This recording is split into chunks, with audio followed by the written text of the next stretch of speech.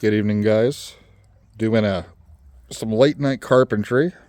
Got a little fire going with my wood scraps in the little fire pit out back here. So just burning the scraps up. Working on a kit loft build. I've got it's 51 by 36 is the dimensions it winds up from the cut. So kind of a little bit of an odd dimension, but it's largely because of the interior framing of everything. So I've been working on this for a little while.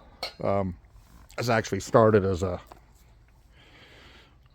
was going to be a fly pen for the new loft, and I decided it was probably going to be a little bit too heavy for that.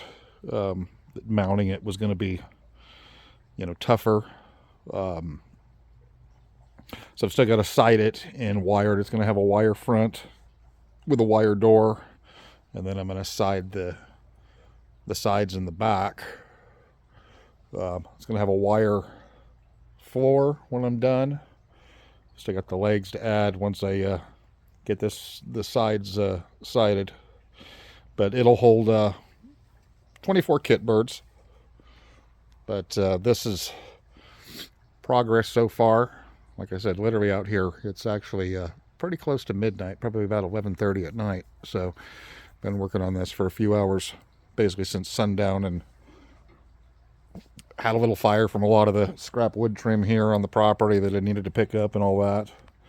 But it's pretty straightforward. It's mostly made pretty good use of a lot of brackets. These are just brackets for 2x4s. Same way for the runners to hold the perches. I didn't actually screw them in. They're going to be removable, but managed to get 24 of these little crown platform perches in. So a good number for a kit of starter rovers, 24. Almost done with the kit loft build here. Did a lot of this last night. Finished up. Got the legs on it. Perches are in. Just need to wire the front. Got it all sided out. Wire the front, get it on the cart, move it, and get a roof on it, and it's ready to go. A little bit of paint, but pretty happy with the way it turned out. All these perch runners are removable. I didn't screw them in. They slot in, so you can actually pull them out. It's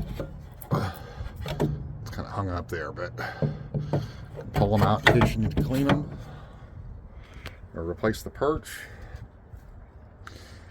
Wire floor, wire roof, so we have a little bit of ventilation. We'll obviously have a solid roof on it after this, but so pretty happy with that. Cheap build. Like I've mentioned in the first video, it didn't start out as a kit loft. It started out as it's going to be a fly pen for that new 4x8, and I decided it's a little heavy for that. It's going to be a real pain in the neck to mount. It was a real pain in the neck to get the legs on it. I put the legs on last. So kind of a pain in the neck. So I'm going to use 2x3s on the fly pen build. It'll be a little lighter, maybe 30 or 40 pounds lighter once it's done. But pretty happy with this. It's going to have some, I'm going to put the Rakovniks in it.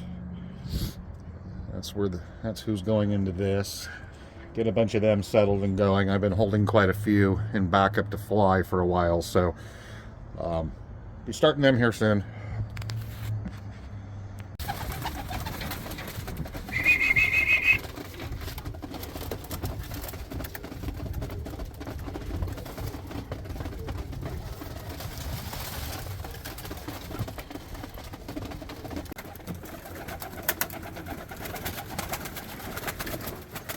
So here's the kit loft build finished.